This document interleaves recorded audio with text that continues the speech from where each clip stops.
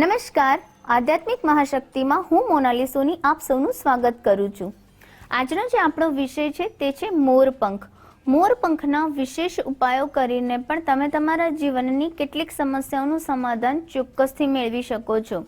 જ્યારે મોરપંખની વાત આવે છે ત્યારે પણ આપણને શ્રી કૃષ્ણ ભગવાનની યાદ આવે છે, કારણ કે શ્રી કૃષ્ણ ભગવાનના મસ્તક ઉપર જે મોરનું પીછું બિરાજમાન છે તેમના વગર તેમનું સ્વરૂપ નિહાળવું જ અશક્ય છે। જાણે કે એકદમ અધૂરું અધૂરું તમને તેમનું સ્વરૂપ દેખાશે। માટે આપણે મોરપંખ જે ભગવાન શ્રી કૃષ્ણ સાક્ષાત તેમના મસ્તક ઉપર બિરાજમાન કર્યું છે તે મોરપીંછનું શું મહત્વ છે તેના વિશે ચોક્કસથી જાણવું જરૂરી છે। અલગ અલગ વિષયો ઉપર જો આપણે ચર્ચા કરીએ અને તમારી જે અલગ અલગ સમસ્યાઓ છે તેના માટે જો આપણે મોરપંખના ઉપાયો કરીએ તો ચોક્કસથી તમને પણ તેમાં રાહત અનુભવાશે। આગળ જ્યારે વાત કરીએ તો મોરનું જે પીછું છે તે સુખ અને સમૃદ્ધિ આપનારું છે, સકારાત્મક ઉર્જા આપનારું છે। માટે મોરપંખ જે છે તેને ખૂબ જ વિશેષ મહત્વ આપવામાં આવ્યું। જ્યારે આપણે વાત કરીએ તો મોરપંખને છે તમારા જીવનની કેટલીક સમસ્યાઓ, જેમ કે વાસ્તુમાં પણ તમને મોરપંખ ખૂબ જ ફાયદો આપે છે।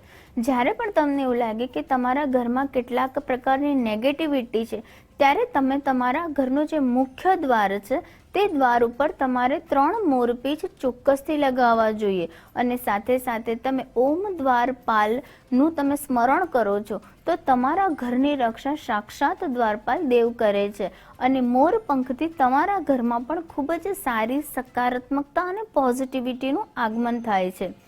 આગળ જ્યારે વાત કરીએ તો જે લોકોને પણ કાળસર્પ દોષ છે અને કાળસર્પ દોષની વિધિ નથી કરાવી અને તેના કારણે પણ તેમના જીવનમાં સમસ્યાઓ આવતી હોય તો તેવા વ્યક્તિઓએ પણ પોતાને જે ઓશીકું છે તેની નીચે 7 મોરપંખ રાખીને સૂવું જોઈએ અને થોડા થોડા સમયે તે જે મોરપંખ છે તેને નદીમાં પ્રવાહિત કરી દેવા જોઈએ, તો પણ તેમનો જે કાળસર્પનો દોષ છે તે ચોક્કસથી દૂર થાય છે અને તેમાં તમને રાહત મળે છે।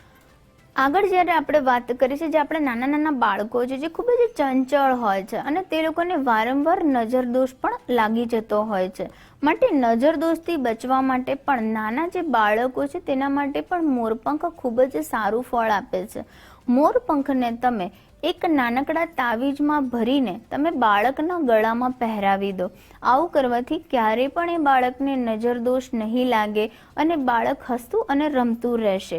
જ્યારે બાળક કોઈ પણ એક્ટિવિટી નથી કરી રહ્યું અથવા તો તેને કોઈ પણ સ્વાસ્થ્ય સંબંધિત પણ જો તકલીફ હોય ત્યારે પણ તમે જે આ મોરપંખ છે 7 વાર તેના માથેથી જો તમે ઉતારો છો તો પણ બાળકને તેની સમસ્યાઓમાં રાહત મળે છે અને દરેક પ્રકારની નેગેટિવિટીથી બાળક દૂર રહે છે, બાળકને એક પ્રકારનું પ્રોટેક્શન મળે છે।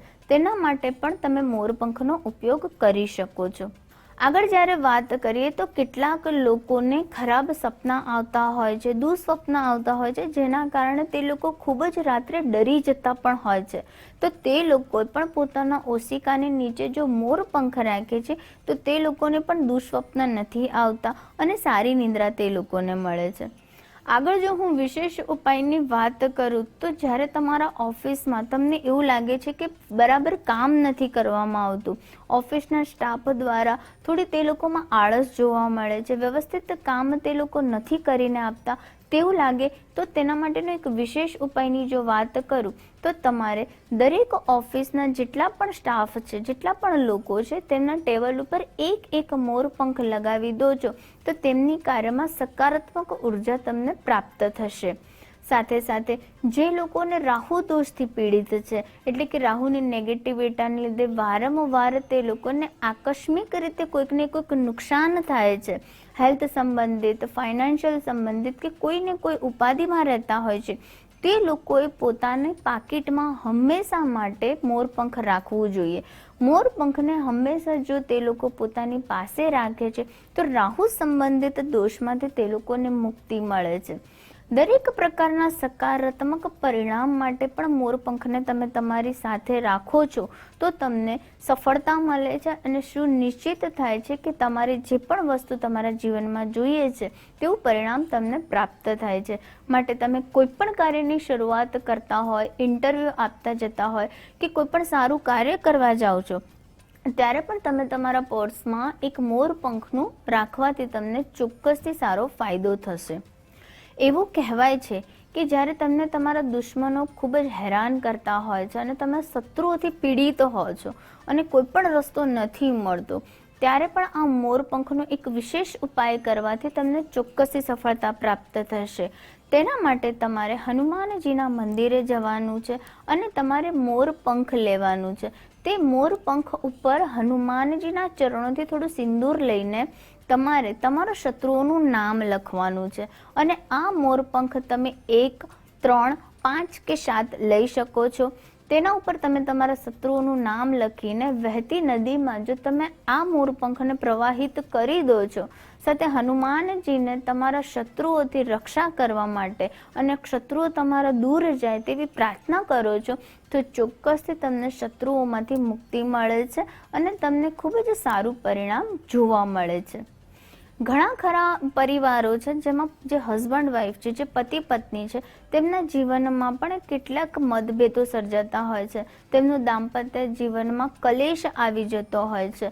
આ પ્રકારના જ્યારે તમારી સામે તકલીફો ઉત્પન્ન થતી હોય ત્યારે તમારે તે દંપતીના રૂમમાં, તેમના બેડરૂમમાં પણ તમે એક મોરપંખ લગાવી દો છો તો પણ તેમના પ્રેમ વધતો જોવા મળે છે, તેમના જીવનમાં મીઠાશ આવે છે અને તેમનું દાંપત્ય જીવનમાં પ્રેમ અને હસી અને ખુશીનો સમાવેશ થવા લાગે છે. તો સર્વશ્રેષ્ઠ હું દિશાની વાત કરું તો તમે તેને પૂર્વ દક્ષિણ દિશામાં રાખી શકો છો તો પણ મોરપંખનો વિશેષ ફાયદો તમને જોવા મળે છે.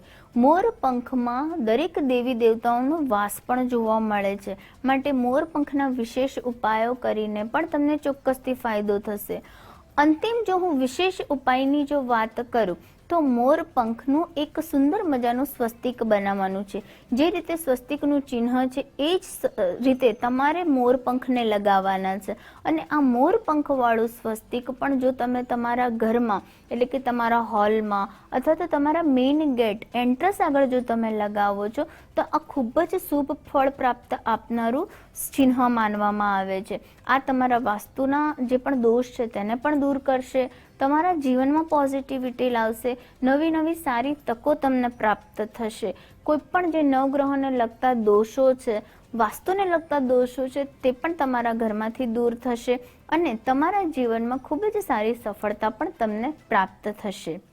અંતમાં જો હું ઉપાયની એક વાત કરું તો જે નાના નાના બાળકો છે, જે ભણવા ગણવામાં તેમનું મન નથી લાગતું, આ પ્રકારે જો તેમને સમસ્યાઓનો સામનો કરવો પડતો હોય તો તે બાળકને ચોક્કસથી તમારે તેમના જે બેગ છે તેમાં તમારે મોરપંખ રાખવું જોઈએ. આવું કરવાથી તેમની એકાગ્રતામાં વધારો આવશે, તેમની બુદ્ધિ વધશે અને બાળક ભણવા ગણવામાં પણ ખૂબ જ હોશિયાર થશે.